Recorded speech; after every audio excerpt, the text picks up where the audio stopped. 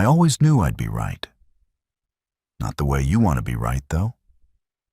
Not like winning an argument at Thanksgiving dinner or proving your buddy wrong about which year a movie came out. This was the kind of right that sits in your gut like spoiled meat, the kind that makes you wish you'd been the crazy one all along. The shelter hum is what I wake up to now. That low electrical drone from the air filtration system, steady as a heartbeat. Been hearing it for 365 days, give or take. I stopped marking the calendar around month 7. What's the point? Tuesday doesn't mean anything when every day is just another span of hours between sunrise and the sound starting up outside. My name's Roger. 52 years old, former IT contractor, a current occupant of a reinforced concrete box buried 8 feet under what used to be my backyard in rural Pennsylvania. The house above me is still standing, far as I know.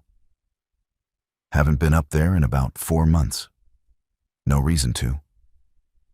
Everything I need is down here in my beautiful, paranoid, perfectly planned tomb.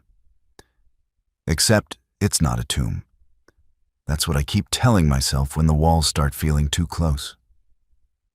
The coffee tastes like aluminum this morning. Instant crystals dissolved in filtered water, no cream because the powdered stuff ran out in month 3. I'm rationing the coffee itself now, 1 cup every 3 days, making each canister last. Got maybe 40 left. After that, it's just water in the tea bags, which I hate, but you adapt or you die. That's what I learned before any of this started. People used to mock me. Nancy at the grocery store with her painted-on eyebrows. She'd see me loading up on canned goods and rice, and she'd do this little laugh.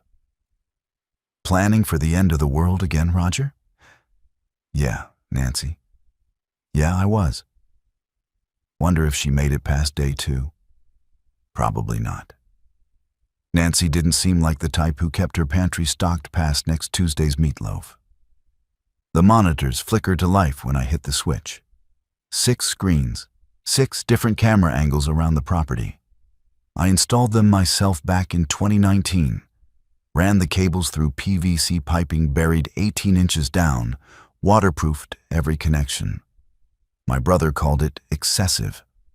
My brother Tim, who lived in Philadelphia with his yoga instructor girlfriend and their yappy little dog, who thought I was unhinged for wasting money on paranoia. Tim lasted 3 days. I know because I heard him on the radio before the broadcast stopped. He was at the emergency shelter at Temple University. Said they were running out of antibiotics. Said there were too many sick people and not enough doors that locked. Then static. Haven't heard his voice since day 8. I don't think about Tim much anymore. Thinking about the dead doesn't keep you alive. The cameras show me what I already know. Trees, overgrown grass, the collapsed section of fence on the north side where something heavy pushed through around month 2. And bodies. Parts of bodies. The ones I shot when they wandered too close, before I learned that shooting just brings more of them. The sound carries. They follow it like rats following the smell of garbage. There's one dragging itself across the driveway right now. Looks like it used to be a woman. Hard to tell with the way the jaw's hanging off. She's missing everything below the rib cage, just pulling herself forward with broken arms, leaving a dark smear on the gravel. I watch her for a minute, coffee going cold in my hand. She doesn't even know I'm here. The shelter ventilation system is baffled, filtered, nearly silent from outside. I made sure of that. No heat signature bleeding through the walls, no light escaping except through the camera housings.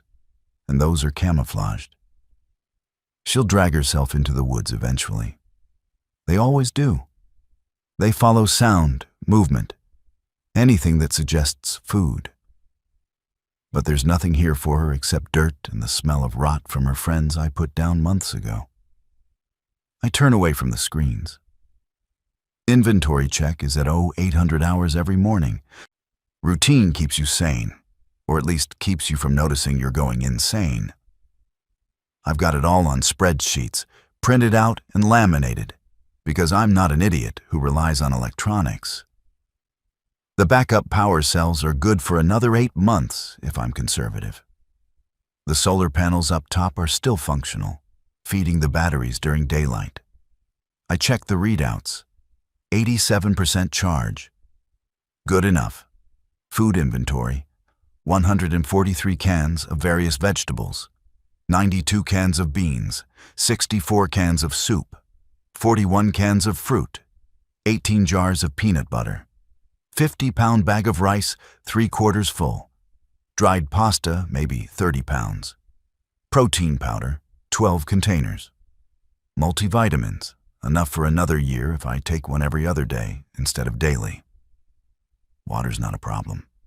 The well system I installed pulls from 200 feet down, runs through 3 separate filtration stages before it hits my tap. I tested it last week. Clean, cold, tastes like survival. The numbers are lower than I'd like. I planned for 2 years of solo sustainability, but I didn't plan for absolutely zero resupply. Didn't plan for every store, every distribution center, every farm within 100 miles to be either burned down, overrun, or picked clean by other survivors who've probably been dead for months now. I need to make another run soon. The thought sits in my stomach like a stone. The last run was 6 weeks ago. I hit a dollar store off Route 76, about 30 miles south. The place had been looted, but not thoroughly. People in a panic grabbed the obvious stuff: bottled water, bread, milk. Worse, they don't think about grabbing the canned cranberry sauce that's been sitting on the bottom shelf since 2018.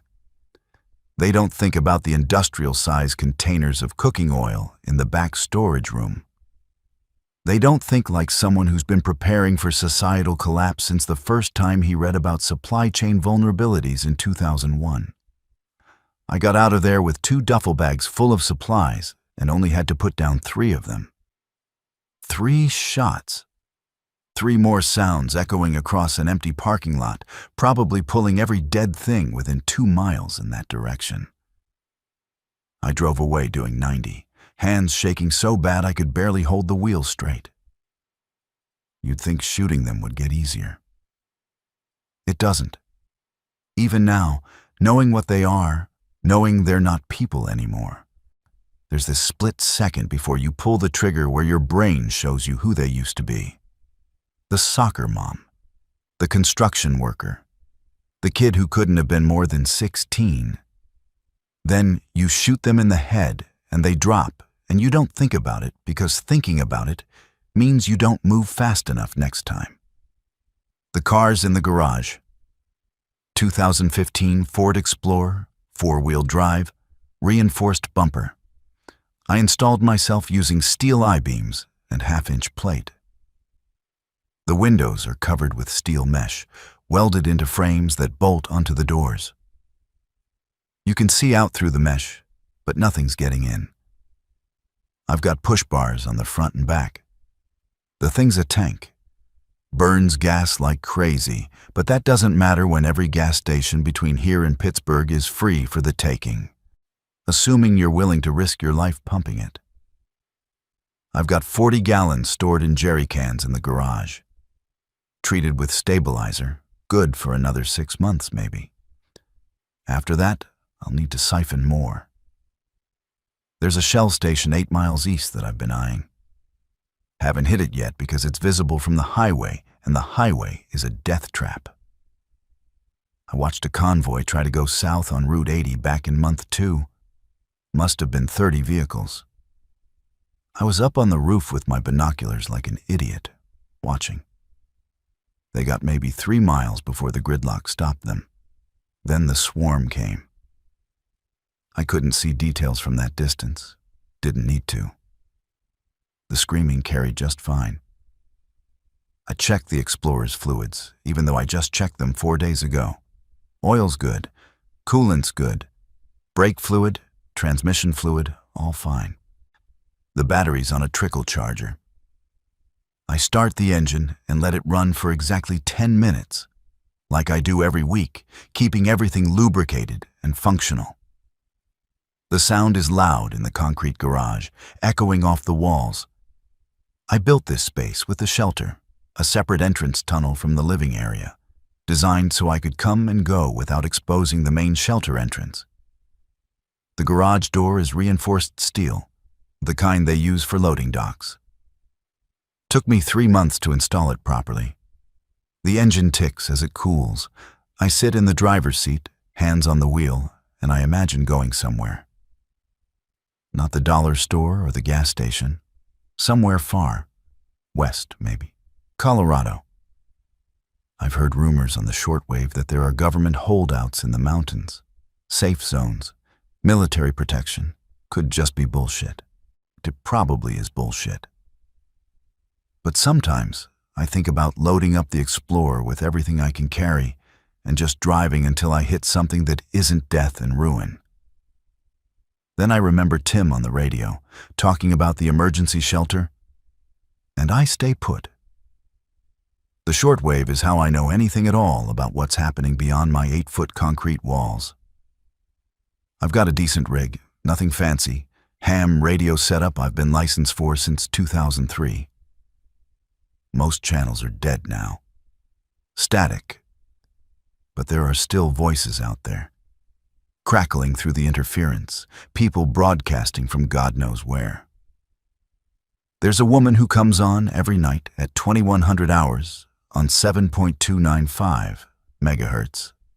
She doesn't give her name, just reads off survival tips in this flat, emotionless voice. How to purify water without filters. How to treat infected wounds with limited antibiotics. How to identify which bodies are safe to get close to and which ones are faking. Yeah, apparently they do that. Play dead until you're close enough, then lunge. She warned about that back in month 4. I haven't verified it personally, and I don't plan to. There's a guy who broadcasts on 14.313 megahertz, calls himself Ranger 6. Military, or was military, hard to say. He does situation reports like he's still getting orders from someone. Northeast sector remains compromised. No joy on resupply efforts, civilian presence minimal. That kind of thing. Sometimes he cries. You can hear it in his voice, even though he tries to hide it. I don't judge. I've cried too down here in the dark, when the weight of being the last person in the world gets too heavy. Except I'm not the last person. There are others. The voices prove it. We're just scattered, isolated, buried in our own little boxes of survival, too afraid or too smart to group up. I've heard broadcasts from people trying to form communities, rally points, new starts. Those broadcasts always stop after a week or two. Either they get overrun or they fall apart from the inside. People are the problem, see? Always have been. You can prepare for natural disasters, economic collapse, even a pandemic. But you can't prepare for the fact that when things get bad enough, humans will kill each other over a can of soup. I learned that on day 36. There was a guy, showed up at my property around noon. I saw him on the cameras, stumbling up the driveway, waving his arms. He was screaming for help. Looked rough, but not bitten. I almost opened the door. Almost. And then I saw the others, hanging back in the trees, 3 of them, watching. The guy was bait. They were waiting to see if anyone was home, see if anyone was stupid enough to open up. I didn't open up. I watched on the monitors as they searched the property, tried the garage door, tried the cellar entrance to the old house basement. They didn't find the shelter hatch. I buried it under a section of decorative rock garden, disguised the seams. They gave up after an hour and left, taking the bait guy with them. He stopped screaming for help and started laughing. That's when I knew for sure. I don't feel bad about not helping. You can't help people in the apocalypse. You can only survive them. The days blend. That's the thing they don't tell you about isolation. Time stops having meaning. I wake up, I check the cameras, I do inventory. I eat, I exercise, I listen to the radio, I sleep. Repeat. The only variation is when something breaks and I have to fix it, or when I need to plan a supply run, or when something comes sniffing around the property and I have to decide whether to stay quiet or put it down. Last week, the air filtration system started making a grinding noise. Took me 6 hours to disassemble the intake housing and find the problem. A dead mouse had gotten wedged in the fan assembly. How it got in there, I don't know. The whole system is supposed to be sealed. But nature finds a way, even in the apocalypse. I cleaned it out, replaced the damaged fan blade with a spare from my parts inventory, and got everything running smooth again. 6 hours of work, and all I felt afterward was tired. Not accomplished, not relieved, just tired. That's the other thing. Emotions flatten out. I used to feel things intensely. Anger at the government, fear during thunderstorms, joy when the Steelers won. Now it's all muted, like someone turned down the volume on my entire brain. I read somewhere that's a symptom of depression. Maybe I'm depressed. Hard to say. How do you differentiate between depression and a rational response to living alone in a concrete box during the zombie apocalypse? I tried keeping a journal for a while, wrote down my thoughts, tried to process things. I stopped around month 5 because I kept writing the same things over and over. Quiet day. Nothing on the cameras. Ate soup. What's the point? Future archaeologists don't need to know I had chicken noodle versus tomato. The exercise equipment helps. I've got a stationary bike, a weight bench, some dumbbells. I force myself to work out 90 minutes a day, even when I don't want to, which is always. Keeping the body functional is critical. I've lost weight anyway, down from 210 to maybe 170. Hard to say exactly. The scale broke in month 8, and I haven't bothered replacing it. My clothes hang loose. I had to punch new holes in my belt. There's a mirror in the bathroom. I avoid looking at it. The few times I have, I didn't recognize the guy staring back. Gray beard, unkempt because who gives a shit? Hollow eyes, skin pale from living underground. I look like I'm dying. Maybe I am. Maybe we all are. Just at different speeds. The radio crackles to life at 14:30 hours. I'm in the middle of cleaning my rifles, which I do every 3 days, whether they need it or not. Routine. Discipline. The voice coming through is new. I'm younger than most. Panicked. Anyone out there, please, we're at the Willow Creek Elementary School. We've been here for 2 weeks and they're getting through the fence. If anyone can hear this, we need help. We have children. Please. Static swallows the rest. I sit there, gun oil on my hands, listening. The voice doesn't come back. I wait 10 minutes. Nothing. Willow Creek Elementary is 43 miles northeast of here. I know because I looked at a map once, plotting safe zones. Back when I thought safe zones were still a thing. 43 miles is a 2-hour round trip if nothing goes wrong. Longer if the roads are blocked. Much longer if I run into a horde. I think about the children. I think about how long 2 weeks is when you're trapped in an elementary school with chain-link fence as your only protection. I think about how that voice sounded young enough to be someone's daughter. Then I go back to cleaning my rifle. You can't save everyone. You can't save anyone, really, except yourself. That's the hardest lesson. People want to be heroes. We're raised on stories about the guy who risks everything to save the group, who makes the noble sacrifice. But noble sacrifices just mean you're dead, and they're still screwed. Better to stay alive. Better to keep your head down and your supplies stocked and your shelter secure.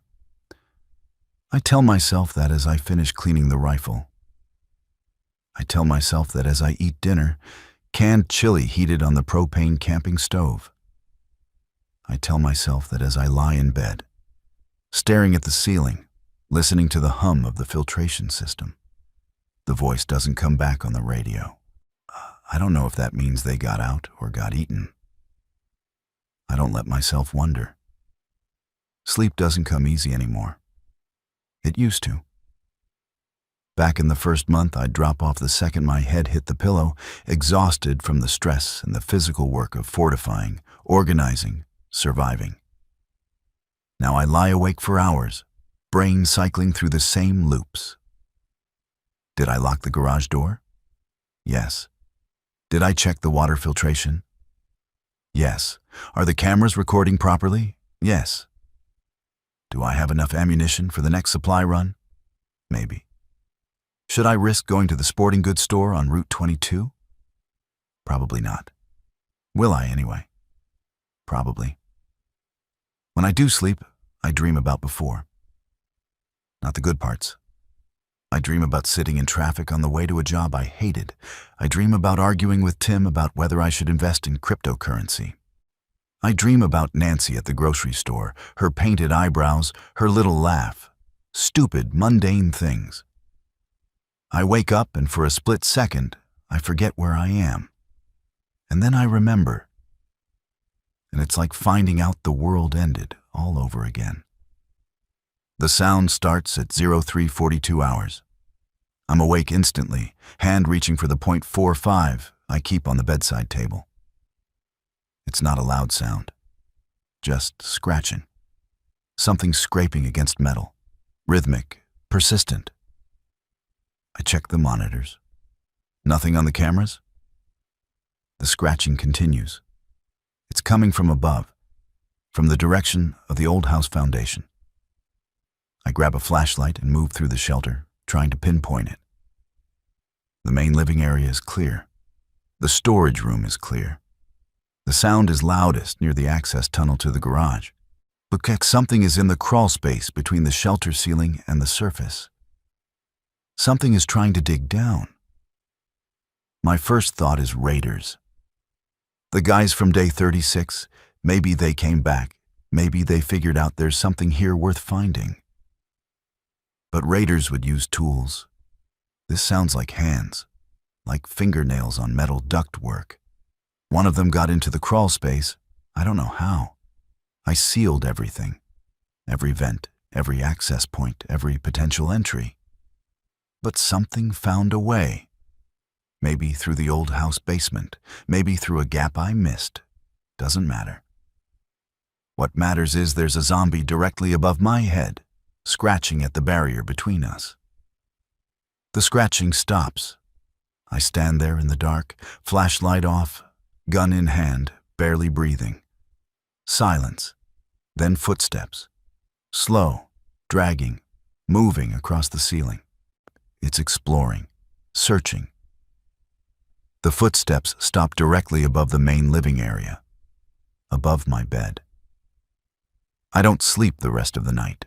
I sit in the armchair in the corner, gun aimed at the ceiling, waiting for the sound of metal tearing or concrete cracking.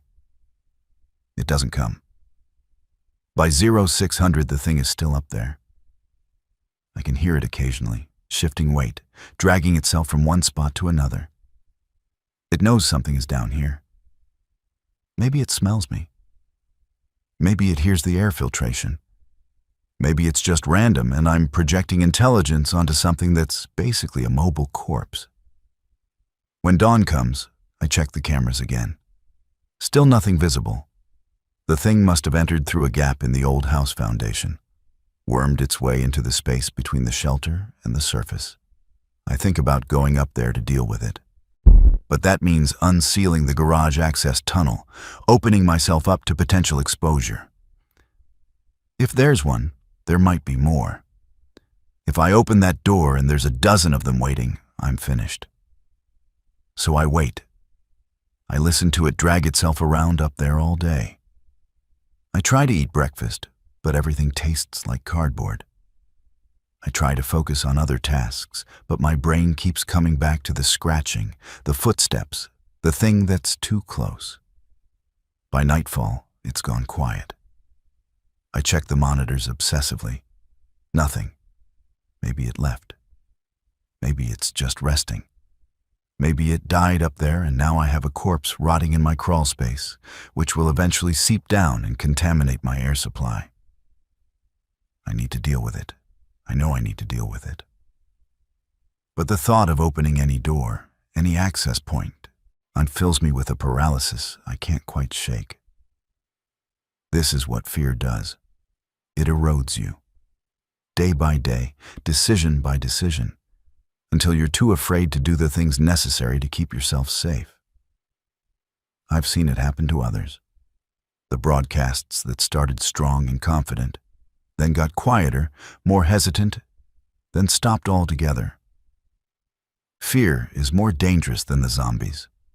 Fear makes you freeze when you should move, makes you hide when you should fight.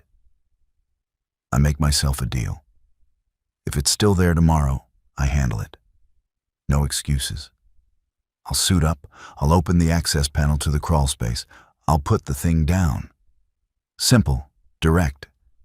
I've killed dozens of them already. One more won't matter. The deal makes me feel better for about an hour. Then the scratching starts again, and I'm back to sitting in the chair, gun in hand, staring at the ceiling.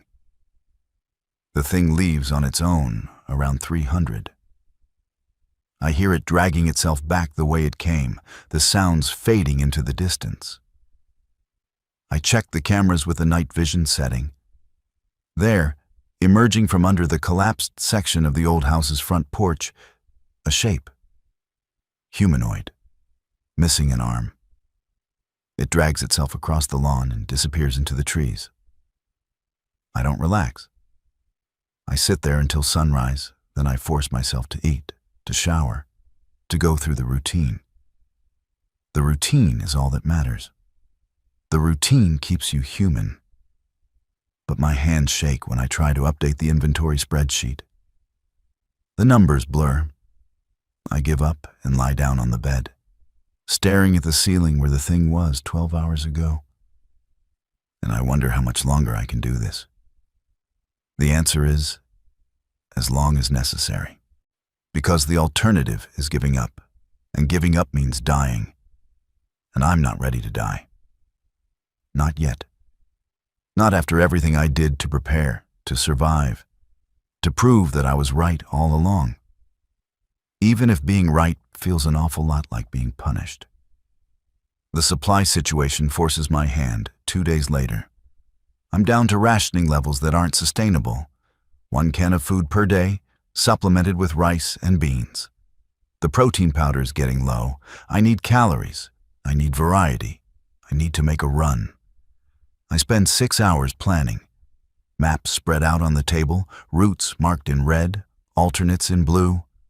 There's a Walmart supercenter 18 miles west that I haven't hit yet. It's risky. Big stores like that get picked clean fast.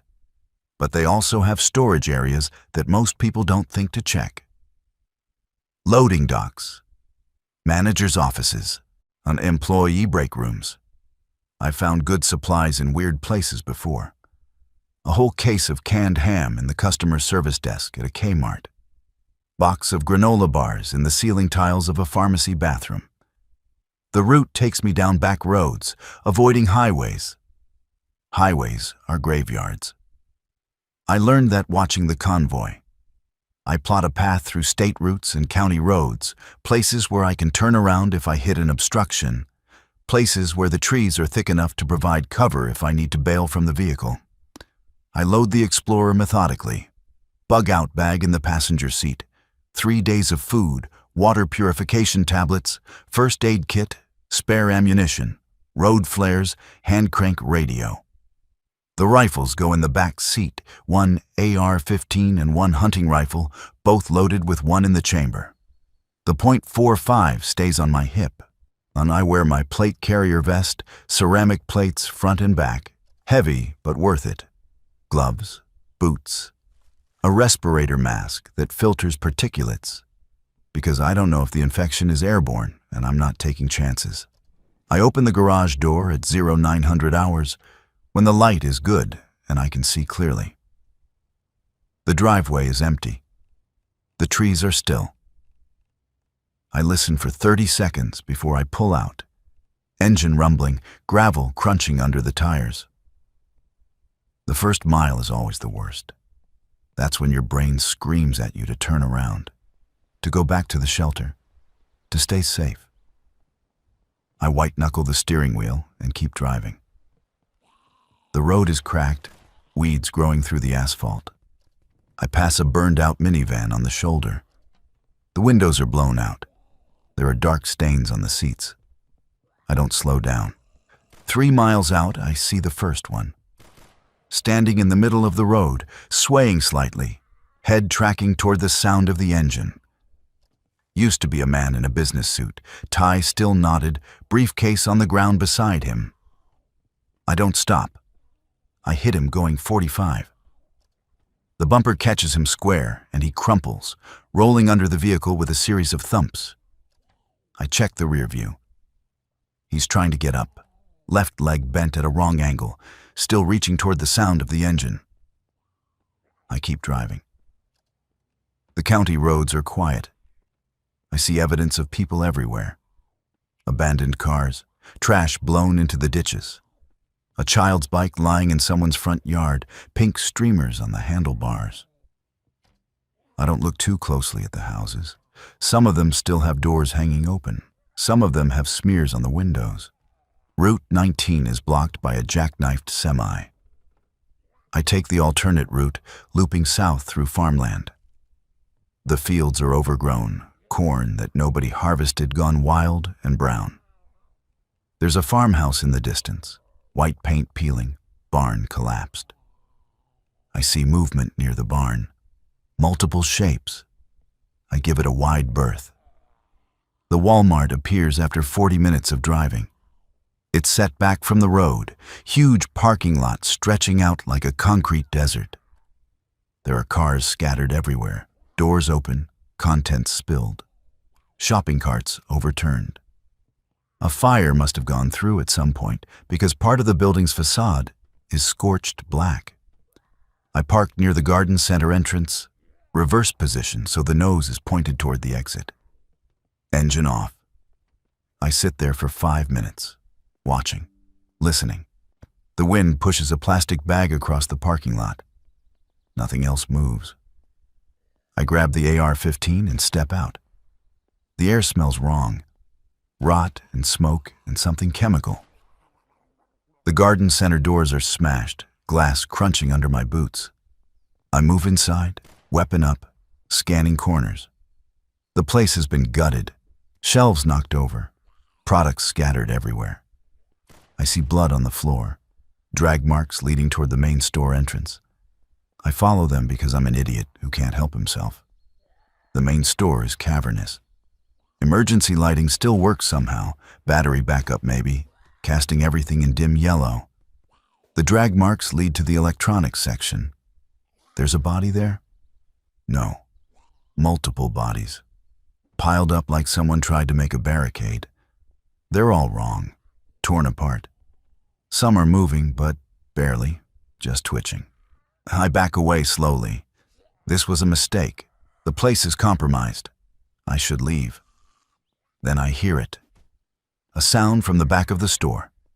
Not groaning, something else. Rhythmic, mechanical. I move toward it, staying low, using the shelving for cover. The sporting goods section is mostly intact.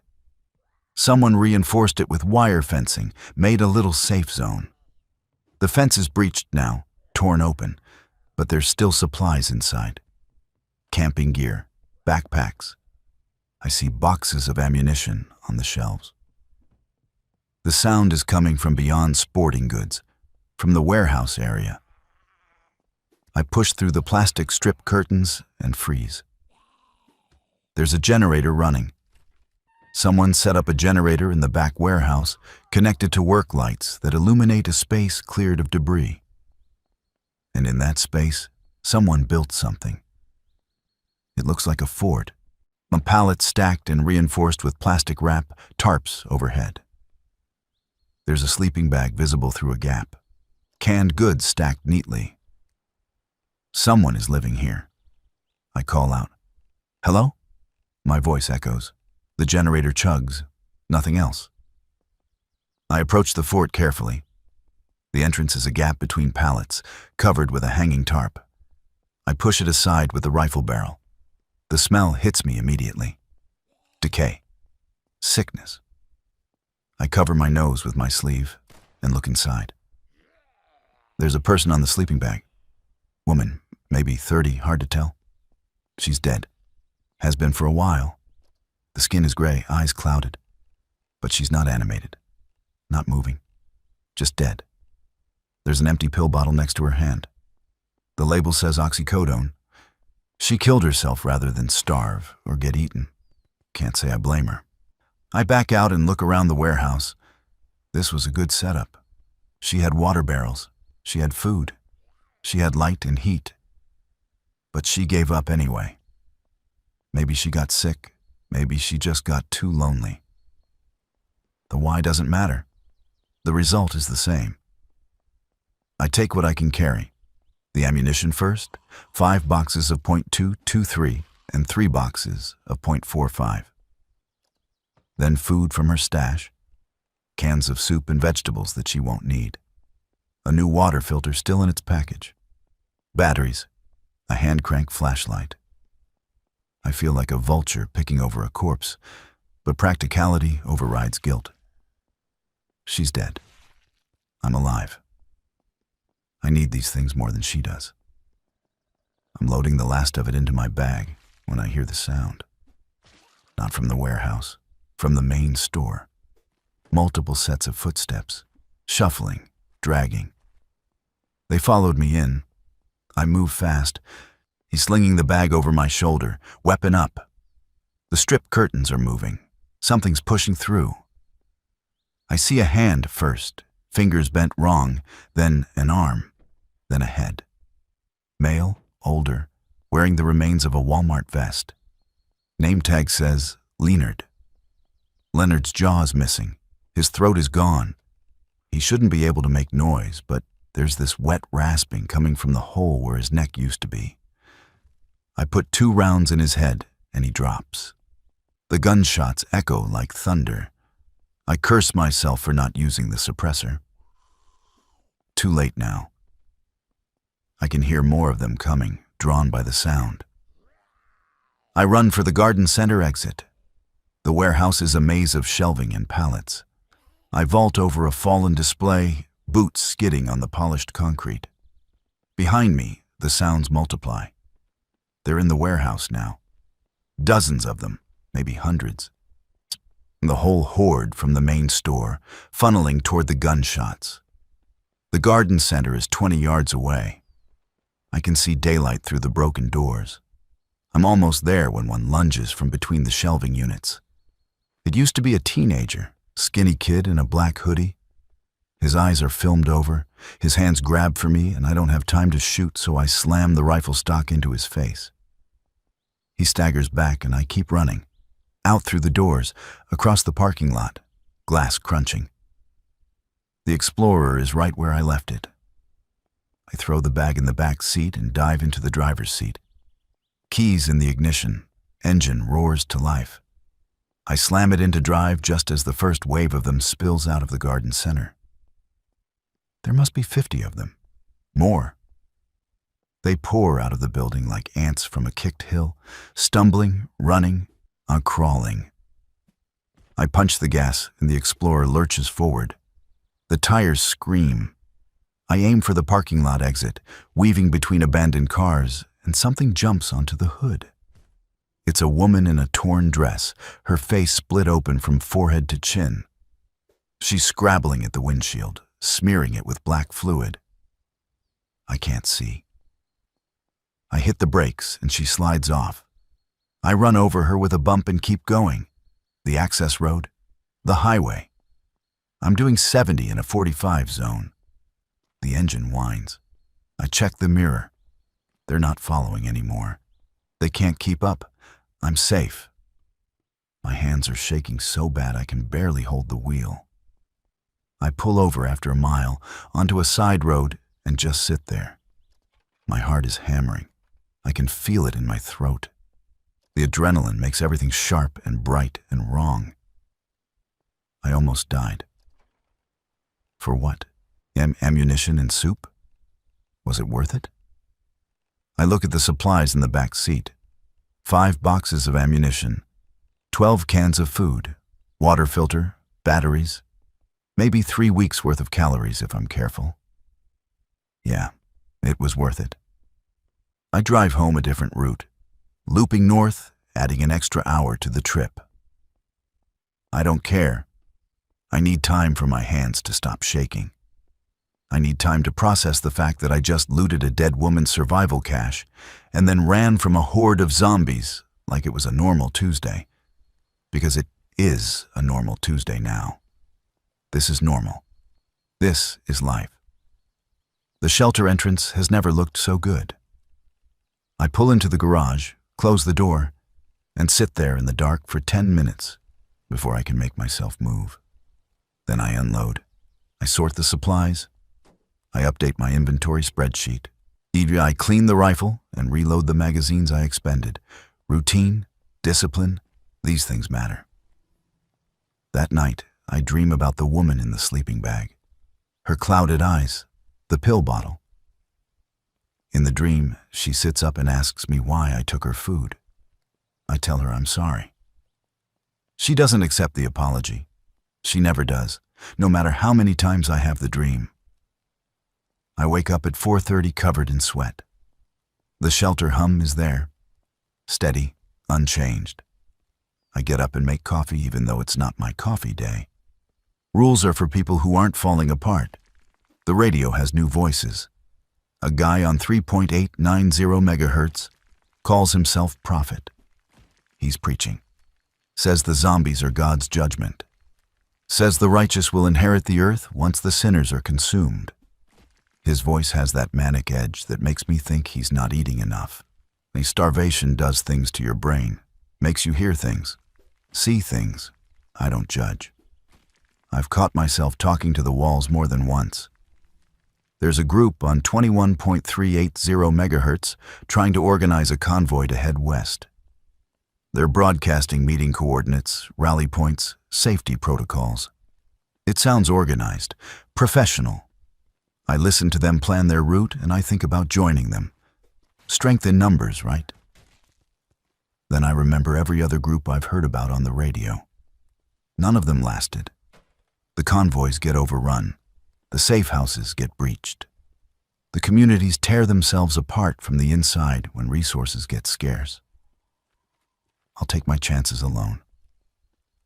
The supplies from the Walmart run last exactly 19 days. I stretch them, but math is math. You can't make 12 cans of soup feed you for a month. By day 19, I'm back to rationing, and the inventory spreadsheet is screaming at me that I need to make another run. I really don't want to make another run, but hunger makes decisions for you. By day 22, my stomach is cramping, and I'm getting lightheaded. The rice and beans aren't cutting it. I need protein. I need fats. I need things that come in cans and jars and boxes. This time, I target a pharmacy. There's a CVS 12 miles southeast that I've been avoiding because pharmacies are high-value targets, which means they're either cleaned out or heavily contested. But I need to try. Medical supplies are running low, too. I'm down to my last bottle of ibuprofen. The antibiotics I stockpiled expired 6 months ago, which means they might still work or they might kill me. I'd rather not find out. The route is different. I go out at dawn when the light is thin and gray. The roads are slick with morning dew. I see a deer at one point, standing in the middle of Route 22, staring at the Explorer. It's healthy. Fat. The fact that wildlife is thriving tells me something about how few humans are left. Nature's reclaiming everything we built. Give it another year and the roads will be impassable. swallowed by vegetation and erosion. The CVS is in a strip mall, flanked by a defunct pizza place and a dollar store I already cleaned out months ago. The parking lot is empty. The front windows are intact. That's either a very good sign or a very bad one. I park in back by the loading dock. The delivery door is locked. I try to pry it open with a crowbar and the handle snaps off. Metal fatigue. I curse and move to the front entrance. The doors are automatic, obviously non-functional now. I wedge them open with the crowbar and slip inside. The pharmacy is dark. No emergency lighting. I use a flashlight, sweeping the beam across overturned shelves and scattered merchandise. The pharmacy counter in back is intact. Someone built a barricade around it, shopping carts and display racks wired together. Smart. The pharmacy is where the good stuff is. I approach carefully. The barricade has a gap, a narrow entrance. I shine the light through. The pharmacy area is trashed. Pill bottles everywhere. The drawers behind the counter are pulled out, contents dumped. Someone went through here looking for specific drugs. Probably painkillers. Maybe antibiotics. I climb over the barricade and start searching. Most of the good stuff is gone. No opioids, no benzos. But I find 3 bottles of amoxicillin that got missed, shoved in the back of a drawer. I find a bottle of hydrocodone with 6 pills left. I find bandages, gauze, medical tape. I find a bottle of prescription-strength ibuprofen, 800 milligrams per pill. These go into the bag. The vitamin aisle is mostly intact. I grab multivitamins, vitamin C, vitamin D. The protein shake section has a few bottles left. I take them all. In the back storage room, I find boxes of granola bars, a case of energy drinks, and a carton of cigarettes. I don't smoke, but cigarettes are currency in the apocalypse. You never know when you'll meet someone who'll trade food for nicotine. I'm loading the last of it when I hear the sound, not from outside, from inside the store. A voice, human, talking. I freeze. The voice continues, low and rhythmic. It's coming from the break room at the back of the store. I move toward it, rifle up, finger on the trigger. The break room door is closed. I press my ear to it. The voice is clearer now. Male. He's talking to someone, or something. The words don't make sense. And the pattern repeats. You see, it's all cycles, death and rebirth, consumption and renewal. I push the door open slowly. There's a man sitting at the break room table. He's maybe 40, thin to the point of skeletal, wearing a filthy suit. In front of him are dozens of cans, arranged in complex patterns, spirals and grids. He's moving them around, adjusting their positions, talking the whole time. The mathematics are clear. If you just look at the arrangement, the sequence, the inevitable conclusion. He hasn't noticed me. I clear my throat. He looks up. His eyes are wrong. Not filmed over like the infected, just wrong. Distant, unfocused. Hello? I say. He smiles. Finally. I've been waiting. The cans predicted you'd come. Oh no. The cans, I repeat. Yes. He gestures at the table. They speak, you know. If you arrange them correctly, it's all about the pattern. Are you here to learn the pattern? I've seen this before. On the radio, in broadcasts that start coherent and devolve into gibberish. This is what happens when the isolation breaks your brain. He's not dangerous, probably. Just gone. Lost somewhere in his own head, where reality doesn't reach anymore. I'm just passing through, I say carefully. Getting supplies. Supplies, he repeats, like the word is foreign. Yes, the cans provide. But you have to listen. You have to arrange them properly. He stands up suddenly. I can teach you. It's important. The pattern is everything. I back toward the door. That's okay. I'm good. You don't understand. He's getting agitated. The pattern protects us. From them. From the consumption. I've been safe here for months because I maintain the pattern. You can't just take supplies. You'll disrupt everything. I'm leaving, I say. Right now. He lunges. Not to attack, but to block the door. No, you need to understand. The cans, the arrangement, it's keeping them away. If you take supplies without understanding, you'll break the pattern and they'll come. I could shoot him. It would be easy. He's unarmed, crazy, probably starving. But looking at him, I see myself in 6 months, if I'm not careful. And I see what happens when the walls close in and there's nothing left but your own thoughts eating you alive. Tell you what, I say. You keep the pattern going. I'll take what I need from the front of the store. That way the pattern stays intact. He considers this, nods slowly. Yes, that could work. But be careful. Don't disrupt the sacred geometry. I won't, I lie. I back out of the break room. He returns to his cans, adjusting them, muttering. I don't take anything else from the store. I just leave. Get in the Explorer. Drive away. That night I can't stop thinking about him. About his eyes. About the cans arranged in patterns that meant nothing. About how thin the line is between surviving and just existing in a broken loop until you die. I check my own behavior. Do I have any loops? Any patterns that don't make sense? I do inventory every morning at 800 hours. Is that rational or compulsive? I clean the rifles every 3 days. Is that maintenance or ritual? I listen to the radio at the same times every day. Is that staying informed or just desperate for human contact? I don't know. I genuinely don't know. So I make a decision. Tomorrow, I'm breaking my routine. I'm going to skip inventory. I'm going to eat breakfast at a different time. I'm going to prove to myself that I'm still in control. Tomorrow comes and I do inventory at 800 hours because the thought of not doing it makes my chest tight. So much for control. Week 53. Or maybe 54. I lost count somewhere. The calendar on the wall still says March, but I think it's actually June or July. The seasons are hard to track underground, and I only know it's warm because the air filtration system is working harder, pulling in hot air from above and cooling it down. The food situation is critical. I'm down to 58 cans total.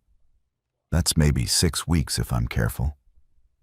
After that, I'm on rice and beans exclusively, and those won't last forever either. I need to make another run. A big one. Multiple locations.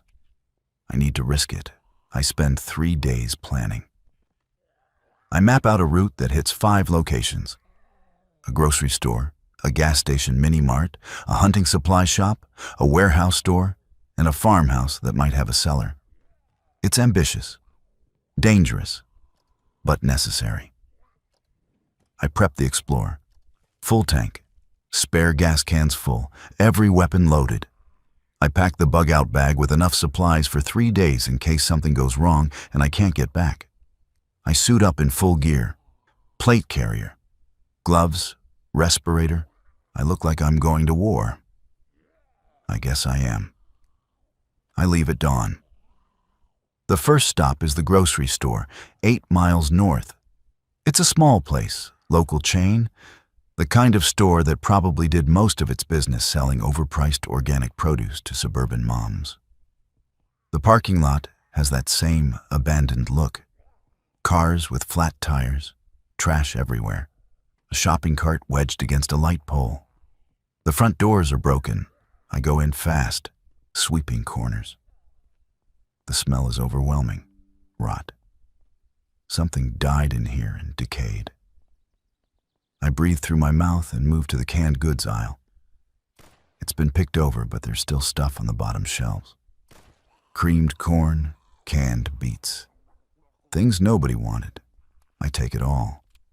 Beggars can't be choosers. I find a case of canned tuna in the back storage room. The expiration date was 2 years ago, but canned food lasts forever if the seal is intact. I check each can. No bulging, no rust. Good enough. I'm loading it into the Explorer when I see them. Not zombies. People. 3 of them. Coming across the parking lot. They're armed. Rifles. They see me and they stop. We stare at each other for a long moment. Nobody moves. Then one of them, a woman with her hair in a tight braid, raises a hand. Not threatening. Just acknowledging. I nod back. They continue across the parking lot and disappear into the store. I wait until they're inside. Then I finish loading and get out of there. No conflict, no drama. Just 2 parties getting what they need and staying out of each other's way. It's the most civilized human interaction I've had in a year. The gas station is a bust, burned out. The pumps are melted plastic and the building is a shell. I don't even get out of the Explorer. I just mark it off my list and move to the next location. The hunting supply shop is intact, locked up tight. I have to break a window to get in, which makes enough noise to attract attention if anything's nearby. I work fast. The ammunition shelves are empty. The guns are gone, but I find other things. Deer attractant, trail cameras, hunting knives, a compound bow with a dozen arrows.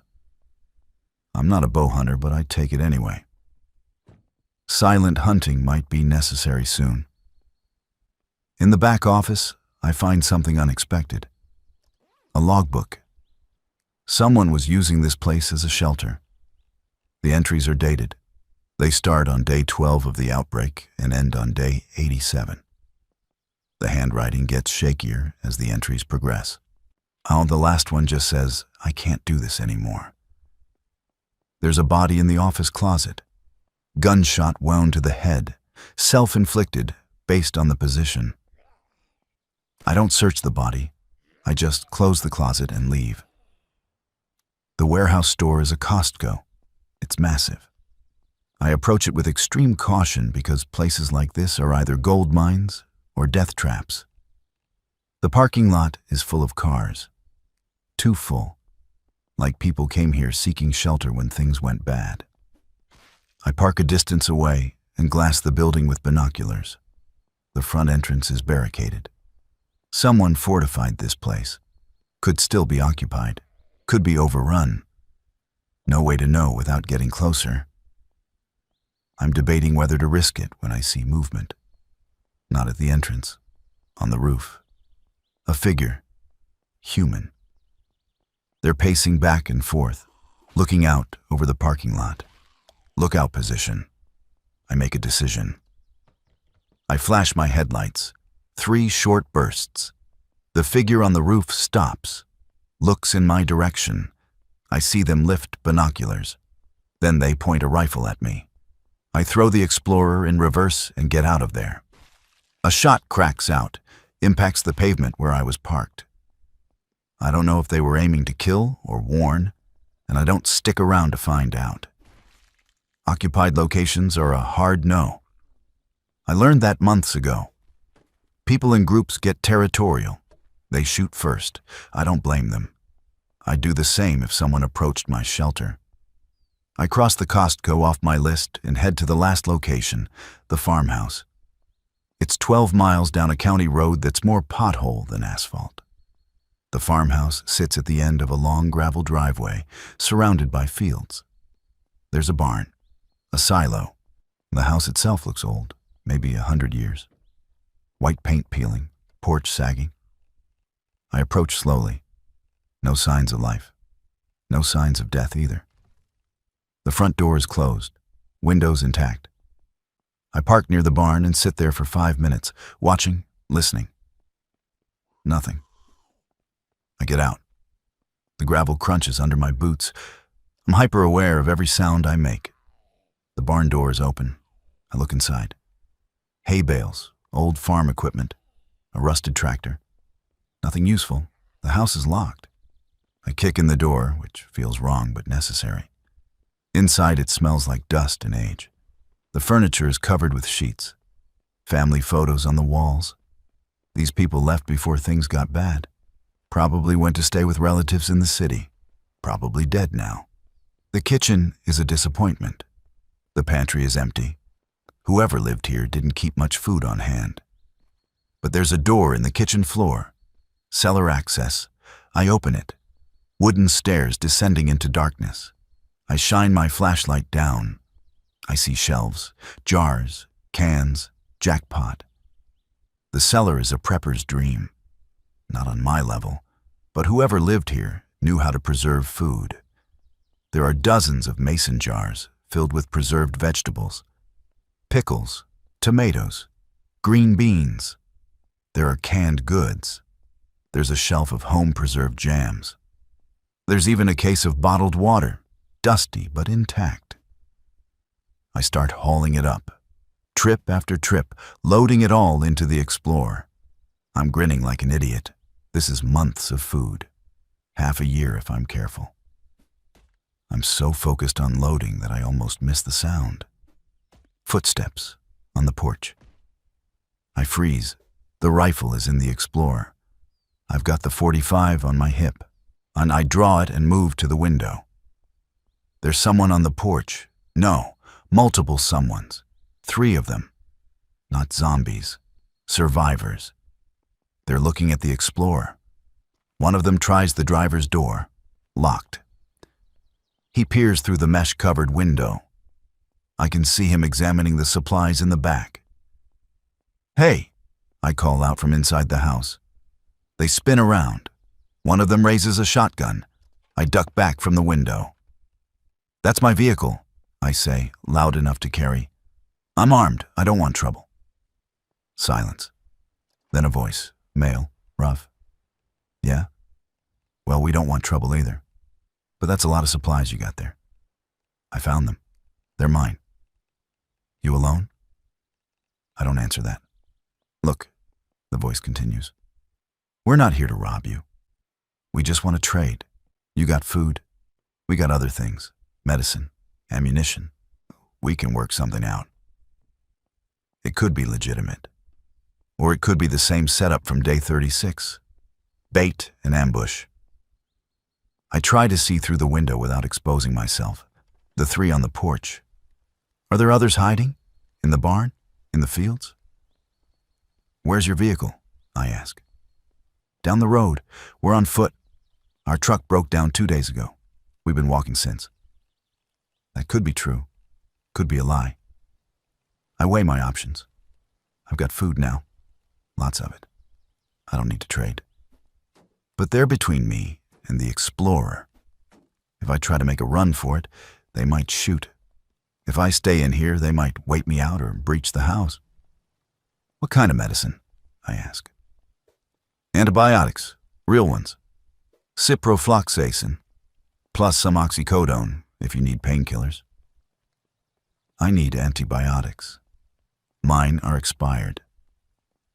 But this could still be a trap. Then put your weapons on the porch. Step away from them. Then we talk. "You're kidding." Those are the terms. I hear them conferring. Low voices. Then, one by one, weapons clatter onto the porch. The shotgun.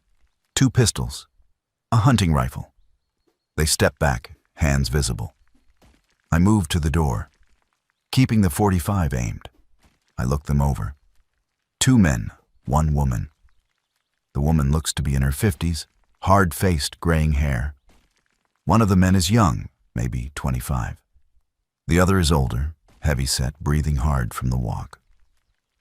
"Show me the antibiotics," I say. The woman reaches slowly into her jacket and pulls out a bottle, tosses it to me. I catch it, check the label. Ciprofloxacin, 500 milligrams. Prescription dated 8 months ago. The seal is intact. "How many pills?" I ask. 30. "And you want food in exchange?" "That's right. I consider it." 30 pills. That's enough for multiple courses of treatment. That's insurance against infection, which is one of the top ways to die in the apocalypse. A cut gets infected, you're dead in a week without antibiotics. I'll give you 10 cans, I say. Your choice from what I've got. 20. 15. Final offer. The woman looks at the two men. They nod. Deal. I back to the Explorer, keeping them in sight. I unlock it, pull out 15 cans. Mixed vegetables, soup, beans. I set them on the ground. The woman approaches, picks them up, loads them into a backpack. The younger man gathers their weapons. Nobody makes any sudden moves. You got a place? The woman asks. A shelter? Yeah. Where? Not telling you that. She nods. Smart. Nana, we're heading north. There's supposed to be a FEMA camp in New York State. You hear anything about that? No. Well, if you do, or if you change your mind about going solo, we'll be heading up Route 81. Group of about 15 of us. More safety in numbers. I'll keep that in mind. They leave. I watch them walk down the driveway, disappear down the road. I wait another 10 minutes. Then I finish loading the Explorer and get the hell out of there. The drive back is uneventful. I take the long route, adding 2 hours, making sure nobody's following. By the time I pull into the garage, it's late afternoon and I'm exhausted. But the Explorer is loaded with supplies. Months of food, medicine, the compound bow. It's a good haul. I unload everything. I sort it. I update the inventory. The numbers look better. Not great, but better. I'll need to make another run in a few months. But for now, I'm stable. That night, I think about the woman's offer. 15 people heading north to a FEMA camp that probably doesn't exist. Part of me wants to believe it. Wants to believe there's still some kind of organized government response, safe zones, a return to normalcy. But I've been listening to the radio too long. I've heard too many stories about the camps being overrun, about the government collapsing, about the military fracturing into warlord factions. No. Better to stay here. Stay alive. Stay alone. But that night, I dream about Tim again. We're at the FEMA camp, and it's clean and safe. And there are doctors and hot food and showers. Tim is laughing about something, that stupid laugh he had, and I'm laughing too. Then I wake up, and it's just the shelter hum and the darkness and the weight of everything pressing down. I get up, make coffee even though it's 0300. Sit in the chair and stare at the monitors. The cameras show me nothing. Trees, grass, darkness. The same view I've been staring at for a year. 365 days. I survived. But surviving isn't the same as living, and I'm starting to understand the difference. The radio voices are changing. Fewer of them now. The woman who gave survival tips hasn't broadcast in 3 weeks. Ranger 6 is still there, but he sounds worse. His voice hollow, sentences trailing off into static. The prophet is still preaching, but it's gotten weirder. Something about blood sacrifices and purification. There's a new voice on 18.150 megahertz. Young. Male. He doesn't give his name. He just broadcasts poetry. Not good poetry. Rambling free verse about the end of the world, about bodies in the streets, about what it means to be the last person alive. I listen to him because it's something different. Because his voice sounds like mine might sound if I started talking to the radio instead of just listening.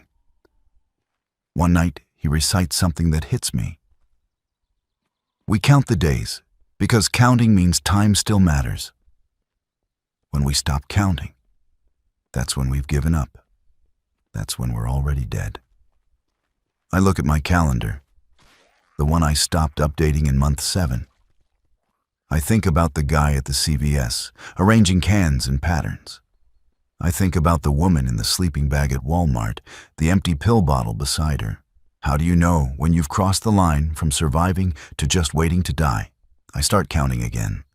I backtrack using the radio broadcasts, cross-referencing with my supply usage, and I figure out it's been roughly 412 days since the outbreak started. I mark it on the calendar. Day 412. Then I make a promise to myself. I'll keep counting, even if it doesn't matter. Even if nobody's left to care, I'll count because counting means I'm still here. Day 413. Supply run to a small town 12 miles east. I find a sporting goods store that's been overlooked. The guns are gone, but there's camping equipment, water purification tablets, freeze-dried meals designed for backpackers. I take it all. On the way back, I see a group of survivors, maybe 20 of them, moving south on foot. They're pulling wagons loaded with supplies. I stay hidden and let them pass. We don't acknowledge each other. Day 425. Then the generator in the shelter makes a grinding noise. I spend 6 hours diagnosing the problem. Worn bearings. I have spares. I replace them. The generator runs smooth again. While I'm working, I find myself talking out loud, narrating what I'm doing. Okay, so we remove the housing, check the bearing assembly.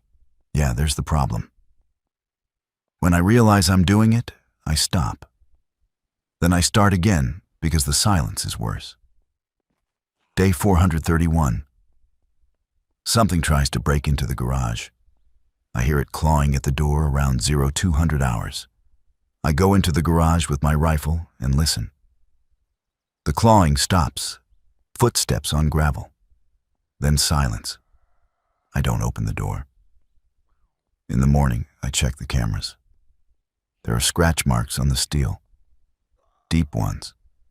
Whatever it was strong. Day 438. I find a cache of supplies in a collapsed barn. Someone hid them there, buried under hay bales. Canned goods, medical supplies, a case of bottled water. There's a note in a plastic bag. If you find this, it means I didn't make it. Use it well. Survive. No name, no date. I take everything. That night I drink a toast to the unknown prepper who thought ahead. We're the same, him and me. We just had different luck. Day 450. I hear a broadcast on the shortwave. A woman's voice, calm and professional. She's reading coordinates, latitude and longitude. Then she says, safe zone, food, water, medical care. Come north. Repeat, come north. She reads the coordinates again, then static. I plot the coordinates on my map. Northern Montana, middle of nowhere. It could be real, could be a trap, could be someone's desperate fantasy. I think about it for 3 days. Then I decide I'm not going. Too far, too risky. I'm safe here. I'm alive here. That's enough. But is it? Day 467. I'm down to 1 cup of coffee per week. The tea bags are running low. I'm eating 1 can of food per day, supplemented with rice and beans. I've lost more weight. My belt has 2 new holes punched in it. I catch my reflection in the bathroom mirror and I look like a scarecrow. Gaunt, hollow-eyed. I need to make another run. I don't want to. I'm tired. So tired. Day 473. I force myself. I plan a route. 3 stops. A convenience store, a pharmacy, and a house on the edge of town that looks like it might have a basement stash. I leave at dawn. The convenience store is a loss, stripped bare. The pharmacy has been burned. Arson, looks like. Someone torched it deliberately. I find the 3rd location, the house. The front door is open. Inside there are bodies. A family. They're not animated, just dead, decomposed to the point where I can't tell how they died. basement has supplies. I take them. I try not to think about the family upstairs. Day 480. The woman's voice on the radio broadcasts again. Same coordinates. Same message. Safe zone. Come north. I wonder how many people have gone. I wonder how many made it. I wonder if she's real or if she's bait for something worse. Day 491. I'm cleaning the rifles when I realize I'm talking to them. Okay, let's get you sorted out. Barrel looks good. Action smooth. You're a good rifle. Yes, you are. I stop. Stare at the rifle. Start laughing. Can't stop. I laugh until my sides hurt, until tears are running down my face. Then I stop and it's just silence again. Day 500. Milestone. 500 days. I'm alive. Against all odds, despite everything, I'm alive. I celebrate by eating 2 cans of food instead of 1. Peaches in syrup. They taste like heaven. I savor every bite. That night, I think about Tim, about Nancy at the grocery store, about everyone who's gone. I raise a can of flat soda and toast them. I made it to 500 days, you bastards. I'm still here. Day 508. The batteries in one of my flashlights are corroding. I clean it out, install new ones. Everything breaks down eventually. You just have to maintain what you can and replace what you can't. That's survival. That's everything now. Day 515. I see my first animal in months. A doe wandering through the property. She's healthy, alert. She stops and looks right at the camera like she knows I'm watching. Then she bounds away into the trees. For some reason, it makes me feel better. Life goes on, even in the apocalypse. Day 522. Supply run. I hit a grocery store on the outskirts of a small town. The place has been picked over, but I find stuff in the back storage area. Canned goods that fell behind shelves. A case of energy drinks that someone missed. I'm loading it when I hear voices. Not zombies, people. They're in the store. I hide behind a pallet and listen. 2 men arguing about whether to head east or west. One wants to try for the coast. The other thinks the mountains are safer. They don't find me. They leave. I wait 30 minutes, then finish loading and get out. Day 530. The air filtration system is making that grinding noise again. Different bearing this time. I replace it. I'm running low on spare parts. I make a note to find a hardware store on my next run. Need to think long term, not just food. Everything. Filters. Batteries. Replacement parts for every system that keeps me alive. Day 544. I dream I'm in the shelter and the walls are closing in, literally moving, pressing inward. I wake up gasping, convinced I'm being crushed. It takes me 10 minutes to calm down. The walls aren't moving. They never were. But my brain doesn't care. It's finding new ways to torture me. Day 551. The shortwave is mostly static now. I scan through frequencies and find one broadcast. A man speaking Spanish. I don't understand Spanish, but I listen anyway. Just to hear a human voice. He sounds sad. Or maybe that's just me projecting. Day 560. I make a decision. I'm going to start rationing more carefully. Stretch my supplies as far as possible. Cut back to half a can of food per day. More rice and beans. I can handle it. I've handled worse. For the goal is to extend the time between supply runs. Every run is a risk. The fewer I make, the better my odds. Day 573. I'm lightheaded constantly now from the reduced calories. I forced myself to exercise anyway. 30 minutes on the bike. Light weights. I'm losing muscle mass. I can see it in my arms, my legs. I look like someone from a famine documentary. But I'm alive. That's what matters. Day 588. Something's wrong with my teeth. One of my molars is loose. I think it's scurvy. I'm not getting enough vitamin C. The multivitamins aren't cutting it. I need fresh food, fruit, vegetables, things that don't come in cans. I make a note to look for a garden on the next run. Someone must have planted something. Tomatoes, peppers, anything. Day 600, another milestone. 600 days. I'm still here, still surviving. I eat a can of fruit to celebrate. Pineapple chunks. They're the best thing I've ever tasted. I make them last, eating one piece every 10 minutes, savoring the sweetness. When the can is empty, I feel genuine loss. Day 612. I find a house with a garden. The vegetables have gone wild, but they're edible. Tomatoes, zucchini, some kind of squash. I pick everything I can carry. On the drive back, I eat a tomato raw, juice running down my chin. It's incredible. The taste of something fresh after months of canned food. I could cry. Day 625. The generator is burning oil. I check the levels, top it off. I'm running low on oil too. Add it to the list. Everything is a finite resource. Even time. Day 638. I hear the woman on the radio again. Same broadcast, same coordinates.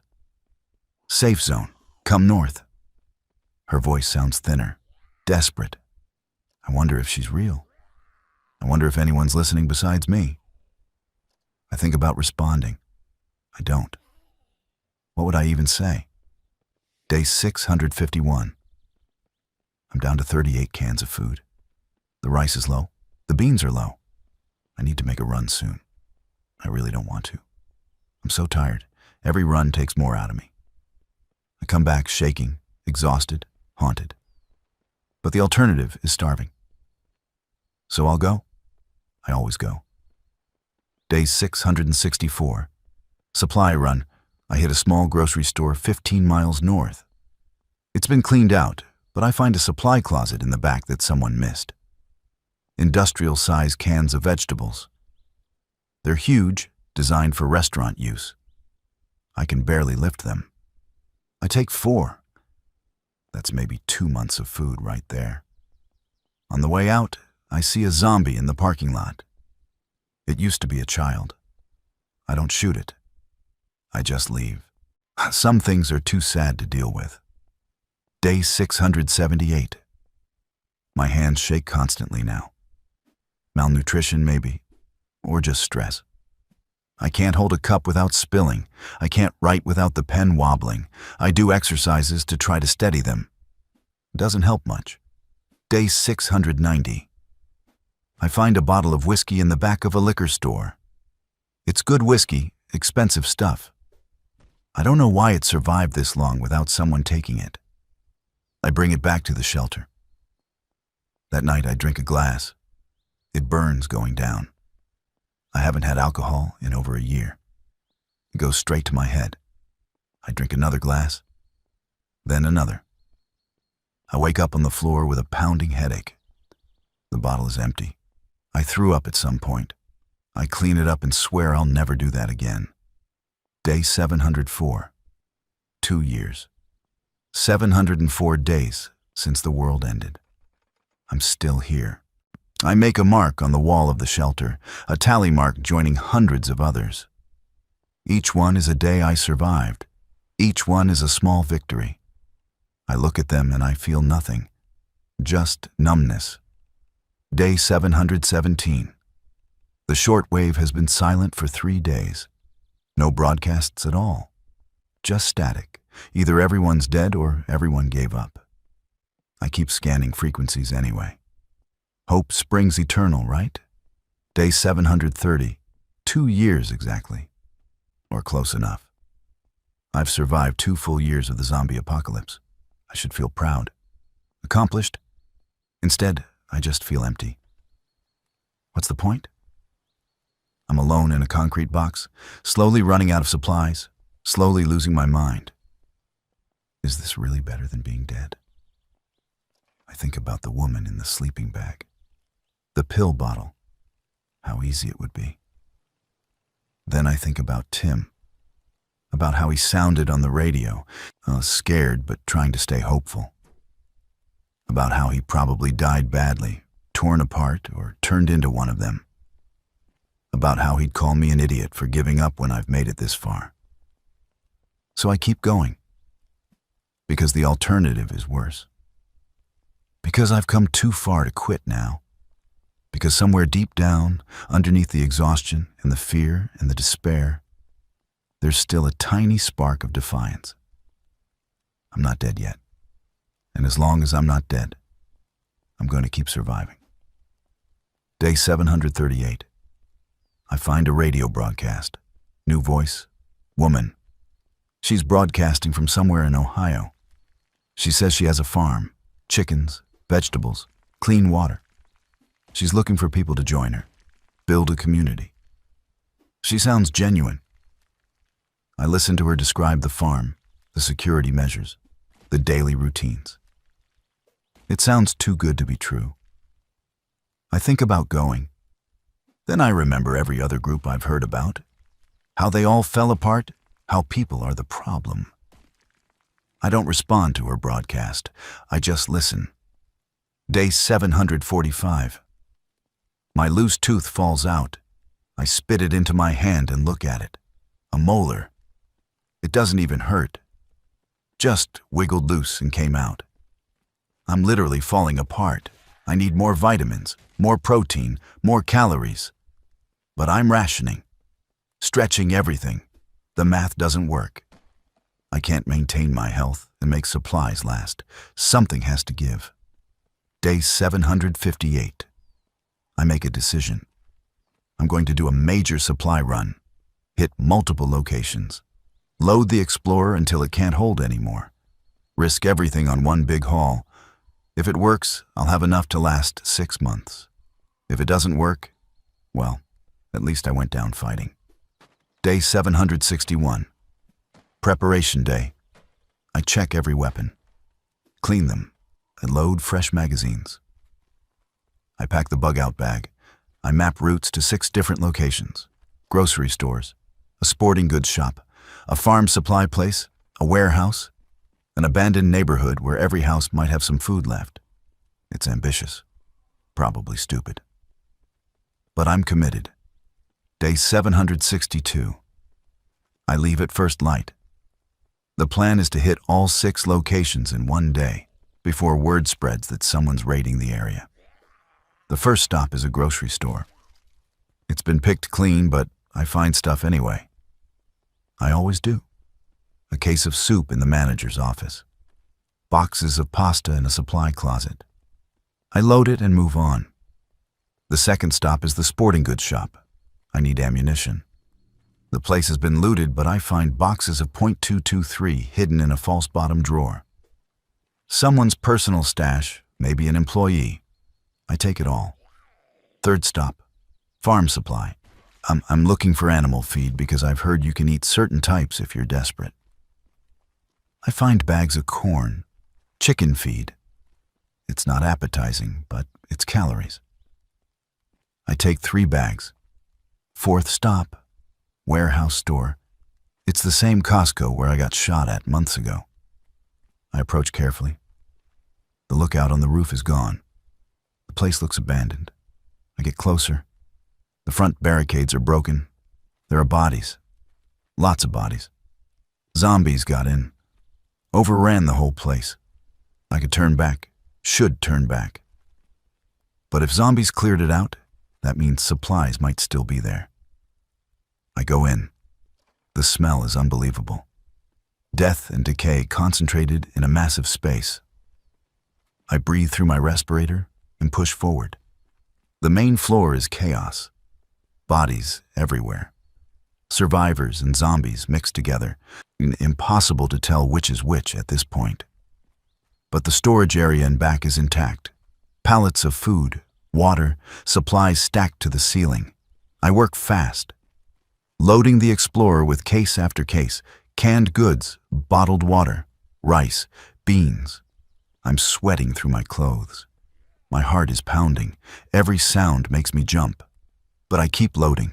I'm on my 6th trip when I hear it. Movement. Deeper in the warehouse, something shifting. I freeze. Listen. There. Again. Something's in here with me. I draw my pistol, move toward the sound. There's a section of shelving that's collapsed. Behind it, I see movement. A hand. Reaching out. I almost shoot. Then I see the hand is too steady, too controlled. Not a zombie. A person. Hello, I call out. Help. The voice is weak. Female. Please. I move closer. Behind the collapsed shelving, trapped under a fallen pallet, is a woman. She's maybe 40, bleeding from a head wound. Her leg is pinned. How long have you been here? I ask. 2 days, maybe 3. I lost track. I look at her leg. It's bad. Crushed. Even if I free her, she's not walking. I'd have to carry her. Take her back to the shelter, share my supplies, risk everything. Please, she says again, don't leave me here. I stand there. Every logical part of my brain is screaming at me to walk away. She's dead anyway. The leg is too damaged. She'll get infected, go septic, die screaming. Helping her is just wasting resources. But I think about Tim, about Nancy, about the guy in the CVS and the woman in the sleeping bag, about everyone who's gone. Okay, I say. I'll get you out. It takes me 30 minutes to move the pallet. The woman screams when I shift it, her leg bending at wrong angles. I give her the oxycodone from the pharmacy run. 6 pills. She takes them all. I wait for them to kick in, then I move her. Getting her to the Explorer is brutal. She's conscious, but barely. I carry her, drag her, half pulling her across the warehouse floor. Every few yards, she begs me to stop, to leave her. I don't. I get her to the vehicle. I lay her in the back seat. What's your name? I ask. Kelly. Okay, Kelly. I'm Roger. You're going to be fine. I'm lying. We both know it. But she smiles anyway. Thank you.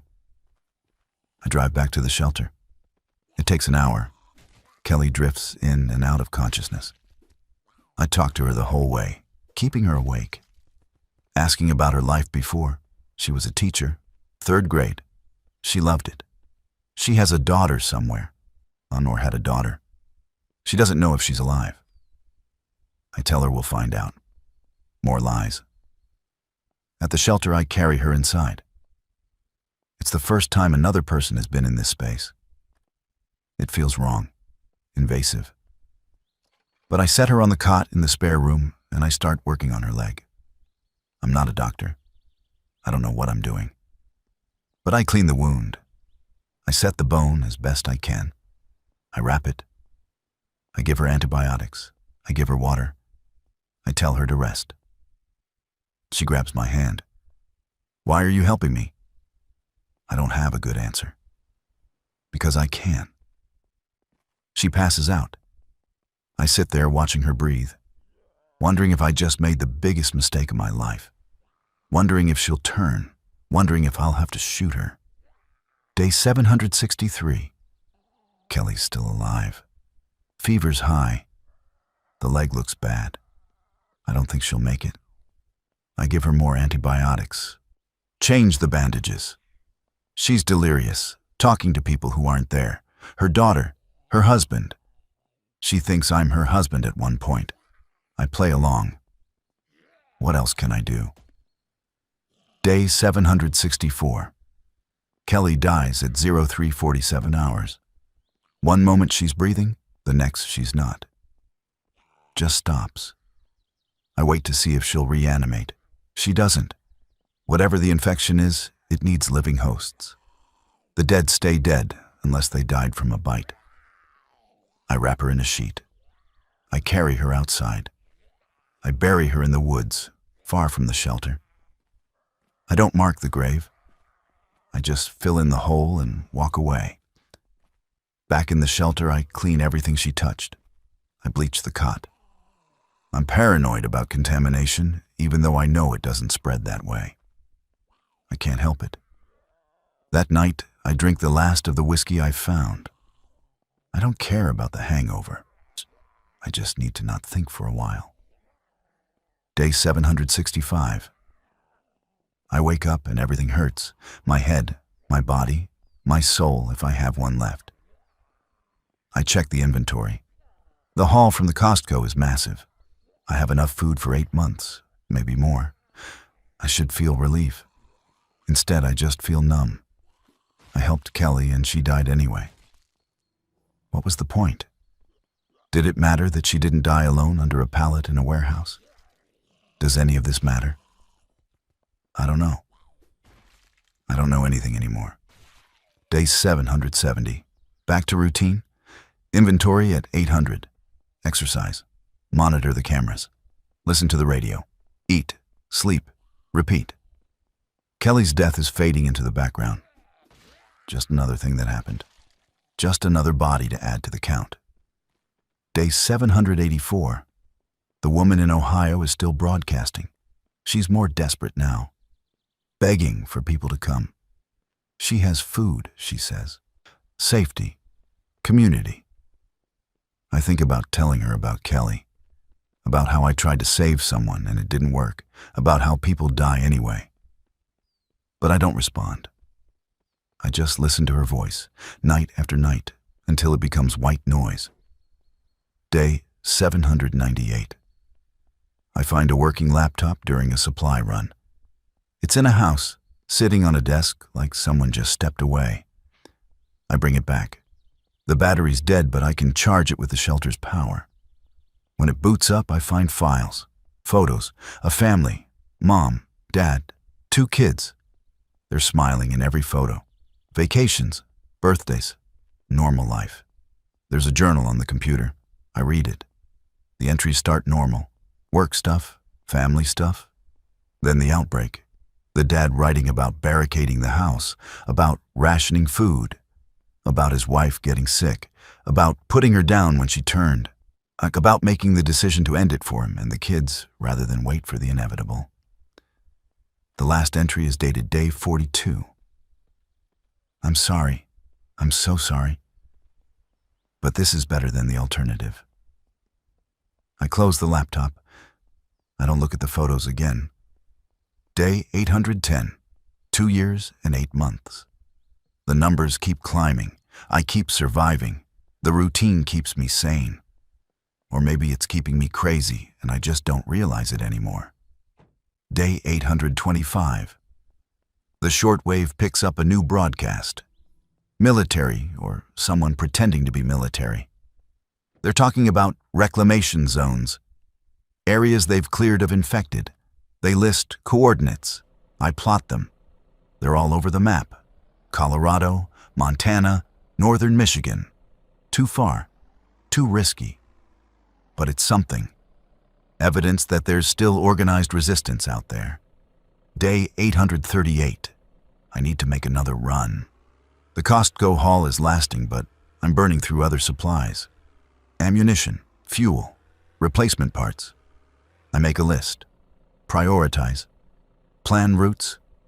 Day 842. Supply run. I hit a hardware store. Find replacement air filters, bearings, electrical components. I take everything useful. On the way out, I see graffiti on the wall.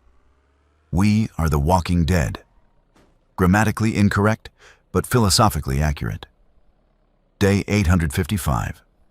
My birthday. I'm 53. I celebrate by eating a can of peaches. I think about what I was doing on my last birthday before the outbreak. Probably working. Probably stressed about something meaningless. I'd give anything to be stressed about meaningless things again. Day 869. The generator is making noise again. I tear it apart. The problem is deeper this time. Damage to the actual motor housing. I can patch it, but it's not a permanent fix. Eventually, this generator will die, and I'll need a new one. Add it to the list of things I need to find. Day 880. I see a convoy on the highway. Big trucks, military vehicles. They're heading north. I watch them through binoculars from a safe distance. They're not stopping, just passing through. I wonder where they're going. I wonder if the reclamation zones are real. Day 894. I find a greenhouse during a supply run. Someone built it in their backyard. It's overgrown, but there are tomatoes, peppers, fresh vegetables growing wild. I pick everything. I eat a tomato right there, standing in the greenhouse, juice running down my face. It's the best moment I've had in months. Day 908. 3 months until the 3-year mark. I've survived longer than I thought possible. Longer than I deserve. Probably. But I'm still here. Still counting days. Still maintaining the routine. Day 925. The woman in Ohio stops broadcasting.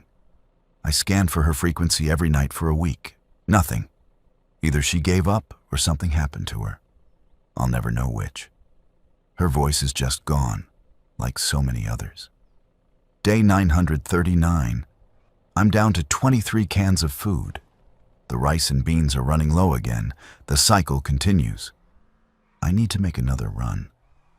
I'm so tired of runs. So tired of risking my life for soup.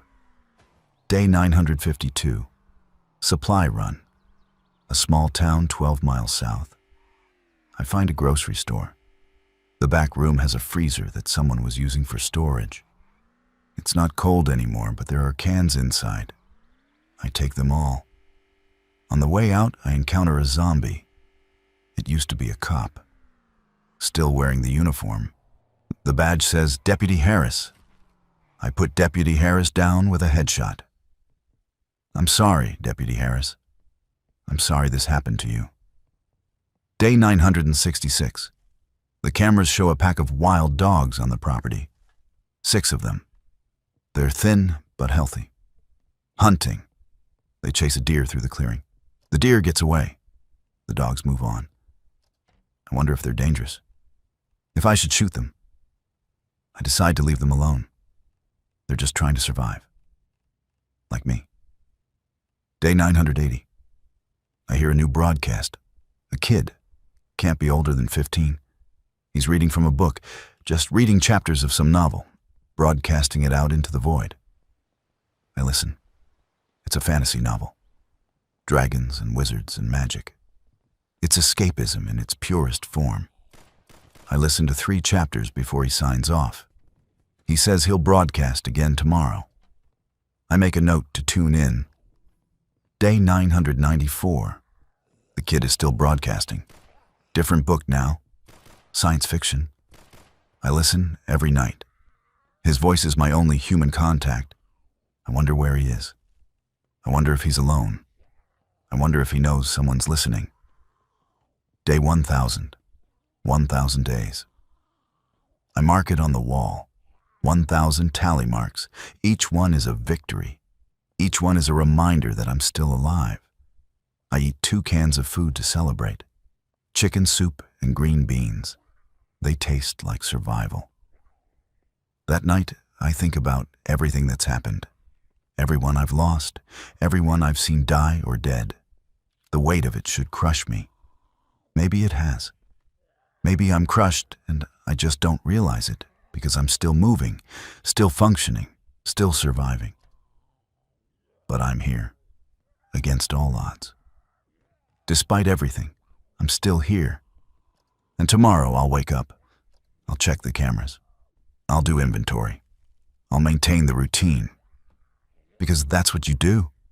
You keep going. You survive. Even when survival feels an awful lot like slowly dying. Day 1014. The kid stops broadcasting. I wait for him every night for a week. He doesn't come back. Another voice gone. Another person vanished into the silence. I'm alone again. Day 1028. I need to make a major supply run. The food is critical. I'm down to 12 cans. The rice is almost gone. I plan a route that hits 4 locations. It's risky but necessary. Day 1030. I leave at dawn. The first 3 locations are busts. Cleaned out or destroyed. I'm starting to panic when I hit the 4th location, a distribution center on the edge of town. It's huge. Fenced. The gate is locked, but I can see inside. Pallets of supplies. Untouched. I cut through the fence with bolt cutters. I drive inside. The warehouse is full. Food, water, supplies stacked everywhere. It's too good to be true. It is too good to be true. I'm loading the Explorer when I hear engines. Multiple vehicles. They're coming toward the distribution center. I hide behind a pallet and watch. 3 trucks, armed people. They're not military. They're raiders. This is their territory. Their supply cache. They see the cut fence. They know someone's inside. They start searching. I'm trapped. If I try to leave, they'll see me. If I stay, they'll find me. I have maybe 5 minutes before they sweep this section of the warehouse. I make a decision. I'm leaving. I get in the Explorer. I start the engine. I drive straight at the fence on the opposite side. The vehicle crashes through the chain link, and I'm out, tires screeching on pavement. Behind me, I hear shouts, then gunfire. Bullets hit the Explorer. The rear window shatters. The mesh holds, but I can feel impacts against the armor plating. I drive like hell, weaving through streets, taking random turns. I lose them after 10 minutes. I don't slow down until I'm 5 miles away. Back at the shelter, I check the damage. 3 bullet holes in the rear panel. The window mesh is bent but intact. The tires are fine. I'm fine. But I didn't get any supplies. The run was a failure. I sit in the garage for an hour, just breathing. That was too close, way too close. Day 1031. I'm down to 8 cans of food. The situation is critical. I need to go out again. But I'm afraid. The raiders are out there. They're organized. They're dangerous. If they find the shelter, I'm dead. But if I don't get supplies, I'm dead anyway. Slower, but just as dead. Day 1033. I make a run to a small town in the opposite direction. I find a convenience store. It's been looted, but there's still stuff in the stockroom. Cans of soup, bags of chips, candy bars. I take it all. It's not much. Maybe 2 weeks of food. But it's something. Day 1047. The routine is breaking down. I'm too tired to exercise. I skip inventory. I don't clean the rifles. I just sit in the chair and stare at the monitors. Hours pass. I don't move. What's the point? What am I surviving for?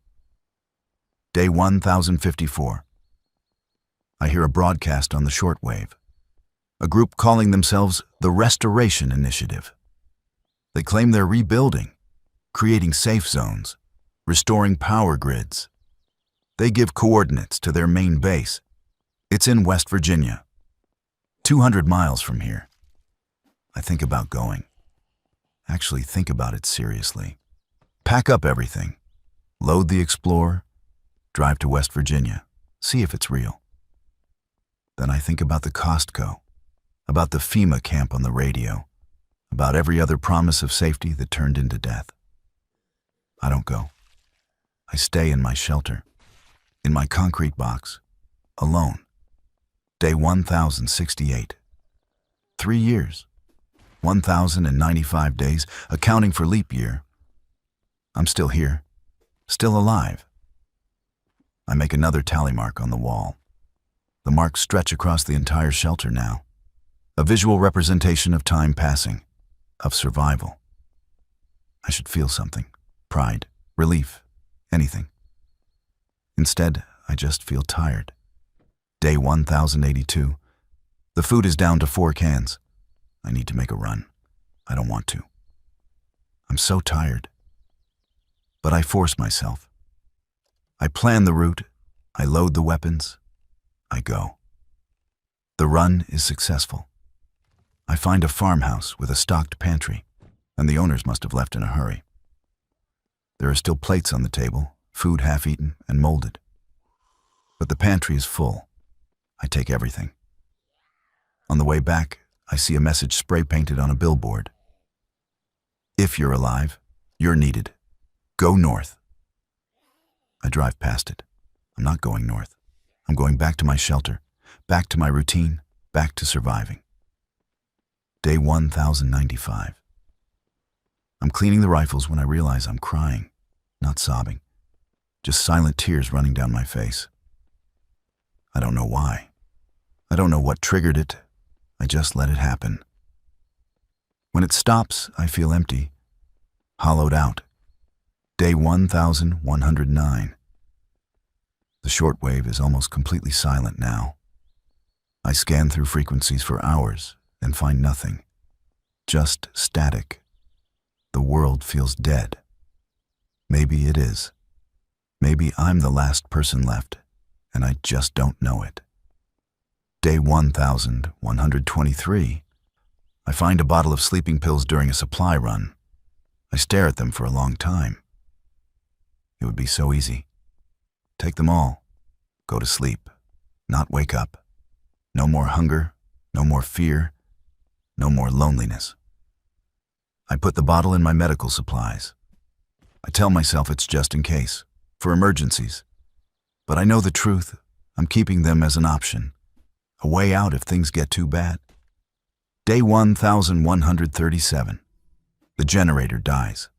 Not making noise. Just stops. I try to restart it. Nothing. I spend 8 hours diagnosing the problem. The motor is seized. Catastrophic failure. I can't fix it. Without the generator, I have no power beyond what the solar panels provide during the day. No air filtration at night. No heat. No way to pump water from the well during dark hours. I have a backup generator. Smaller. Less powerful. I install it. It works, but it burns through fuel faster. My fuel reserves are limited. I'll need to find more. This is how it ends, isn't it? Not with zombies, not with raiders, but with systems failing, with entropy. Everything breaking down one piece at a time until there's nothing left. Day 1151. Fuel run. I hit 3 gas stations. 2 are empty. The third has underground tanks that might still have fuel. I don't know how to pump from underground tanks. I try anyway. I figure it out through trial and error. I get 20 gallons. It's not enough, but it's something. Day 1165. The backup generator is burning fuel faster than I calculated. At this rate, I have maybe 2 months before I run out. Then it's solar power only, which means limited functionality. No refrigeration, no water pumping at night, no air filtration after dark, and I need to find another generator. A better one. Or more fuel, or both. Day 1178. Supply run focused solely on fuel and generators. I find a hardware store. They have a generator on display. It's smaller than my original, but it'll work. I load it into the Explorer. I also find 5-gallon gas cans. I take them all. I'm leaving when I see them. Zombies, a horde, hundreds of them. They're moving through town like a slow tide. I don't know where they're going. I don't care. I get in the Explorer and drive the long way home, avoiding them entirely. Day 1192. 1 year since I hit the 1,000-day mark. I'm at day 1192 now. Over 3 years. I never thought I'd survive this long. Never thought anyone would. I'm still here. Somehow. Against all logic. Against all odds. But I'm running out of everything. Food, fuel, hope. Day 1206. The sleeping pills are looking more attractive. I take the bottle out sometimes. Hold it. Count the pills. There are 30, more than enough. I put the bottle back. Not today, maybe tomorrow. But not today. Day 1220. I force myself to make another supply run. I find a grocery store. The place is a mess, but I find cans, vegetables, soup, beans. I load them up. It's maybe 3 weeks of food. Better than nothing. On the way back, I see fresh graffiti on a wall. We're still here. I don't know who we is. I don't know if I should feel comforted or terrified. Day 1234. The solar panels are losing efficiency, covered in grime and bird droppings. I need to clean them, but that means going topside, exposing myself. I keep putting it off. The power output drops another 5%. Day 1248. I clean the solar panels. It takes 30 minutes. I'm exposed the whole time, vulnerable. But nothing happens. No zombies, no raiders. Just me on the roof with a rag and some cleaning solution, wiping down photovoltaic cells while the world decays around me. The power output improves. Small victories. Day 1261. I'm down to 6 cans of food again. The cycle never ends. Find food. Ration it. Run out. Find more. Over and over. Forever. Or until I can't anymore. Day 1275. Major supply run. I hit a distribution center that I've been avoiding because it's risky. The risk pays off. I find pallets of canned goods, vegetables, soup, fruit. I load until the Explorer can't hold anymore. This is months of food. Maybe 6 months if I'm careful. I drive home with a feeling that might be hope, or might just be relief. Hard to tell the difference anymore. Day 1289, and the shortwave crackles to life. A voice I haven't heard in months. The woman who used to broadcast from Ohio. She's alive. She's broadcasting from a different location. She says she found others. They're building something. A community. A real one, she claims. She gives coordinates. I listen. I think about going. Then I remember Kelly.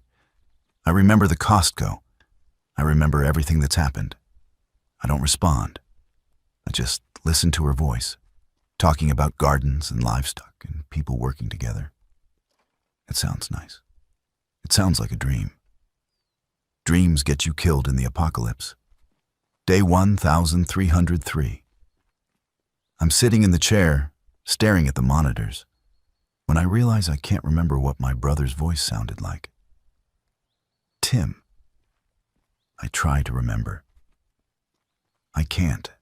It's been over 3 years, and his voice is just gone from my memory. I panic. I try to force myself to remember. The harder I try, the more it slips away. All I have are the words he said on the radio. They're running out of antibiotics. There are too many sick people. But the voice saying them in my memory is wrong. It's not his voice. It's some generic placeholder. I've lost him twice. Once when he died. Once when I forgot what he sounded like. Day 1317. 3.5 years. 1317 days. I'm still here. Still surviving. Still marking tallies on the wall. The wall is running out of space. I start a new section on the opposite wall. More tallies, more days, more time passing in this concrete box. Day 1330. The food from the distribution center is running low. Faster than I calculated. I think I'm eating more than I realize. Hard to tell. Hunger makes you lose track. Day 1344. Another supply run. I find a house with a basement full of home-preserved foods. Mason jars of vegetables, pickles, Jam. The seals are intact. I take everything. The homeowners are dead in the living room, sitting on the couch, decomposed but not reanimated. They must have died from something other than the infection. I don't bury them. I just take their food and leave. Day 1358. The backup generator stops working. Different problem than the original. This one's fixable. I spend 12 hours repairing it. Get it running again. But it's a reminder that everything is temporary. Everything breaks down, including me. Day 1372. I catch myself talking to the walls again. Full conversations, asking questions and answering them. What should we have for dinner? Soup sounds good. Yeah, on soup it is. I stop when I realize what I'm doing. Then I start again because talking to the walls is better than the silence. Day 1386. The woman from Ohio is still broadcasting. She talks about her community. 30 people now, she says. They have gardens, chickens, a working well. They're surviving together. I wonder if it's real. I wonder if she's lying. I wonder if she even knows the difference anymore. Day 1400. 1400 days. I make the tally mark. I stare at the wall covered in marks. 3.5 years of survival. 3.5 years of this. I don't know how much longer I can keep going. Day 1410. I'm down to 3 cans of food. I need to go out. I don't want to go out. I'm so tired. But I go anyway. Because that's what I do. I survive. The world outside hasn't changed. Still dead. Still broken. And still filled with shambling corpses and desperate survivors and the ruins of everything we built. I find a gas station mini-mart. It's been looted, but there's still stuff in the ceiling tiles. Someone hid supplies up there. I find crackers, candy bars, energy drinks. Not much, but enough for a week. On the way back, I see movement in the trees. Living people or dead ones, I can't tell. I don't stick around to find out. Day 1420. The sleeping pills are in my hand. I'm staring at them. 30 little white circles that could end everything. I think about Tim, about Nancy, about Kelly, about everyone who's gone. I think about the woman in Ohio and her community of 30 people. I think about the 1,420 tally marks on my wall. I put the pills back in the bottle. Not today. Maybe tomorrow. But not today. I'm still here, still surviving, still counting days. And tomorrow I'll wake up and do it all again. Because that's what survival is. It's waking up and doing it all again. Day after day. No matter how hard it gets. No matter how tired you are. You survive because the alternative is giving up. And I'm not ready to give up. Not yet. Thanks for watching, guys. I will be back with another story